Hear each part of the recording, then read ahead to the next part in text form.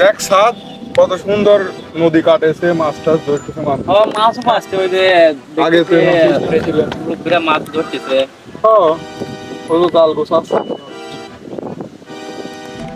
ভালোই লাগছে না?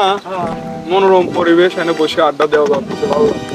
অনেক ঠান্ডা পরিবেশ এই জায়গা, সুন্দর বাতাস, মেঘলা পরিবেশ, খুব ভালো বৃষ্টি লাগছে। আসবে কখন যে? মনে হচ্ছে কিছুক্ষণ পর বৃষ্টি আসতে পারে। খালি রাত বৃষ্টি হতো।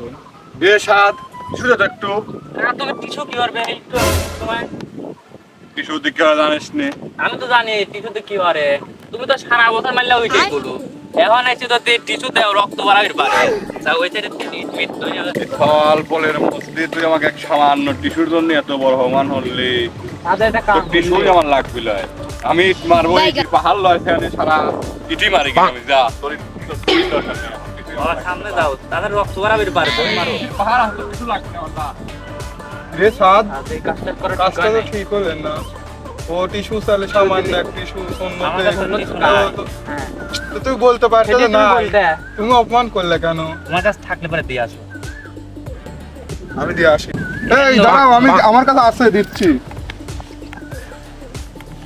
সাকিব মামা, লাগবে না, ওর ইট মারা হয়ে গেছে।